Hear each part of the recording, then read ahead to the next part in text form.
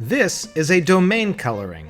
This is also a domain coloring. You can probably tell that these look quite different because in the first case, we have a domain coloring for a complex variable to another complex variable. This is what domain colorings are traditionally used for. In the second case, our domain coloring is for a real mapping, a mapping of one real variable to another. We don't normally use domain colorings for this purpose because we have much better ways to visualize real-to-real mappings, or what we call real-valued functions. For example, this is the graph of a cubic polynomial. Polynomial that has three different roots. In this particular case, it's a cubic polynomial with three real roots, and we would more typically visualize it in the coordinate plane as a cubic curve. You can probably tell right now that the negative values for the function, anywhere that the function is below the x-axis, is colored red, and the positive values, anywhere that it's above the x-axis, are colored blue. We don't normally need to color code that information though, because we can just see it's either below or above the x-axis. That's possible because a real number is a one-dimensional quantity. So we can view one of these dimensions of information on our left to right axis, the other dimension on our up and down axis, and put together that only requires two dimensions. This is also a cubic function, and in fact, it's also a cubic function that has three real roots. You can kind of see them here in this darker area toward the left,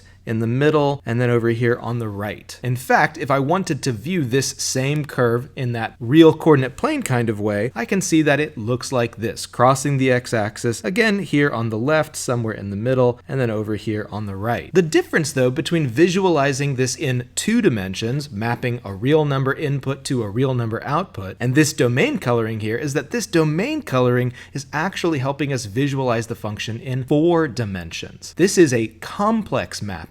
Everywhere in this plane right now, we're not looking at real number left and right for x, real number up and down for y, but instead we're looking right now at the complex plane. And specifically, the location we are in the complex plane is our complex input, our domain for the function. So for example, if I were just to pick some certain point in this complex plane right now, that doesn't represent the input 10 and the output 5. That represents the complex input with real part 10 and imaginary part 5. That is the complex number 10 plus 5i. If we were to plug that complex number into our cubic polynomial, we would get back another complex output. In this particular case though, I can't get anywhere close to displaying that complex output for this particular graph for 2 reasons. First of all, it's way outside the boundaries of this current graph. The real part is something like 750, and I think the imaginary part is something like negative 425. But of course, we could just zoom in and out of the graph, so that's not really that big of a problem. The much bigger problem is that if I'm already using location, left and right for the real part of my input, up and down for the imaginary part of my input, if I'm already using both dimensions that I can see for the location of the complex input, I need 2 more dimensions to be able to visualize the output. We don't have 2 more spatial dimensions that we can use, and so we're forced to use other kinds of visualizations. In this case, that's where the domain coloring comes in. Spatially speaking, where I am on the plane tells me about my input, and then both the color and essentially the brightness of the dot at that particular point tells me about the output. But this is where I want to go back to the real coordinate plane so that it can help us figure out what's going on when we talk about the hue and the brightness for the particular function. We're going to use something that's a little bit more familiar to us and that's easier to visualize to hopefully start to give us an intuition about those 4-dimensional domain colorings that are a little bit tougher for our brains to visualize. I do want to take one quick step back though, and let's think through what we mean when we talk about a function. Fundamentally, a function is a mathematical object that takes an input and maps it to a particular output such that any given input maps to just one output. There are some other things we need to worry about, but that's the basic idea. Any input gets associated with one single output. When we initially learn about functions, we often visualize them immediately in this fantastic invention by a guy named René Descartes. René Descartes figured out that if we place the inputs, or the domain of the function, on a left-right axis,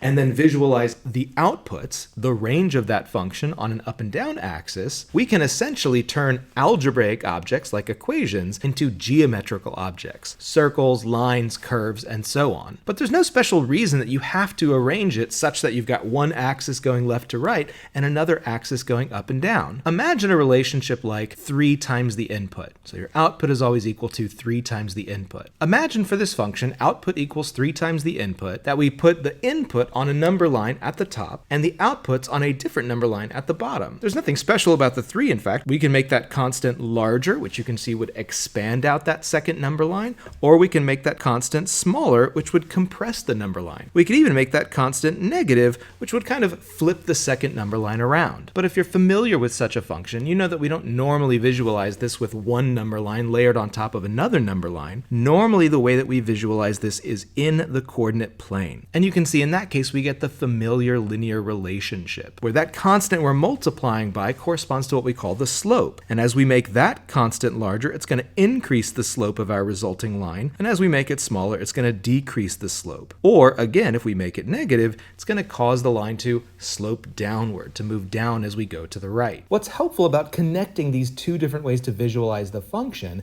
is we start to get a sense of what's going on with both the color and its brightness. Obviously, you can tell that when the outputs of this function are positive, again, in this particular case, when they're above the x-axis, the color at that location is blue, whereas when they're under the x-axis, when the output is negative, the color is red instead. Not only that, the brightness of the color is telling us how far away from the x-axis we are. The brighter the color, the further away from the x-axis we are. Sometimes that's called the magnitude of the output. So the coloring all on its own compresses two pieces of information for us: the direction that the output is headed at that point and its magnitude, how far away from the x-axis or from some kind of origin space that it is. If we go back to this cubic polynomial with 3 real roots and we think about what the coloring is telling us, it's saying that over here to the far left of that left root, the value of the output is negative. So we could imagine, okay, so it's somewhere below the x-axis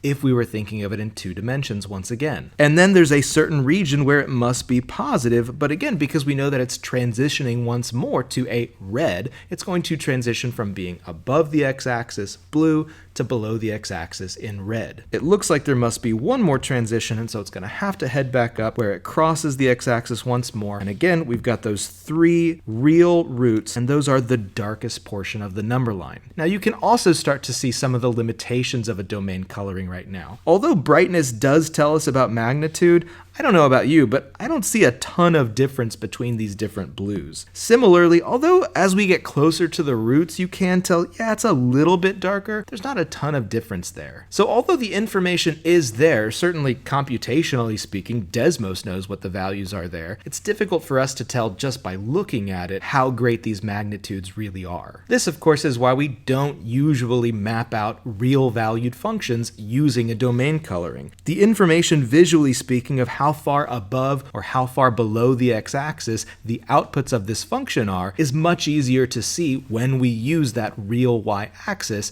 than it is with the colors. It is unfortunate that we can't visualize a 4-dimensional space for these complex mappings, because that just means it's going to be a lot harder to build up an intuition of what the kind of manifold of this function looks like in complex 4-dimensional space. Even so, something is better than nothing, and so the domain coloring is going to help us understand what this function can look like in a sense, and it also helps us understand things like the fundamental theorem of algebra that says if this is a cubic polynomial, it must have these 3 complex roots somewhere. I'll just finish up by saying that, of course, there are other ways to try to visualize these complex relationships. For example, one thing we could do is take just a single slice of that complex plane of 2-dimensional inputs, and on the same graph, look at the 2-dimensional outputs. We could even do what I've done here and actually connect the dots from inputs to outputs. This is your basic squaring function, but again, it's taking complex inputs and producing complex outputs. For example, right now, this is telling us that the complex input 1 plus 2i, that is basically the coordinate 1, 2 on my initial disk, my input disk, is mapping over here to what looks like roughly -2, 4. That would actually be the complex number -2 plus 4i. I can then move that slice of the input complex plane around and see how it results in different shapes in the output plane. And I can do this for other functions. I don't only have to restrict myself myself to the squaring function, I could visualize the exponential function as well, for example. And this does lead to some interesting intuitions over time. For example, I can see that as I take these complex inputs and I make the real part larger, really regardless of what I do for the imaginary part of the input, that orange, that output complex slice, is very, very small. This makes sense, of course, because for the exponential function, as you let the real part get smaller, your output gets very, very small. Similarly, as that real part gets larger, the output also gets larger. In fact, I have to zoom way out, oh my goodness, to see what's going on, what kind of shape that output is taking in the complex plane. As with René Descartes' instinct to try to turn algebraic objects into geometrical objects and gain the insights of geometry for algebraic work, visualizing complex mappings or complex functions in different methods and trying to gain intuition into those methods over time can reveal new insights to us. For me, that's what mathematics is all about, trying to use new representations to gain insights about difficult problems. So I hope that that's interesting or helpful to you. What is a domain coloring, how they work? Obviously, I didn't get into the nitty-gritty details here of how you would actually come up with the hues or come up with the brightness of the magnitude, what happens when we're close to zero, what happens when we get really, really far away from zero. I leave that as an exercise to the viewer. Go check out the domain coloring Wikipedia page. I'll put a link to that in the description below. This channel, Polymathematic, I do a lot of math videos here. I would love to have you subscribe, like this video if it was helpful to you. This is my submission to Summer of Math Exposition 2, put on by Grant Sanderson, I believe. Should I Google that? Grant Sanderson and James Schloss. Apologize if I'm mispronouncing that. I will try to link to a playlist of the other Summer of Math Exposition 2 videos. You will also find that down in the description. And with that, I bid you good night. Color domains to your heart's content.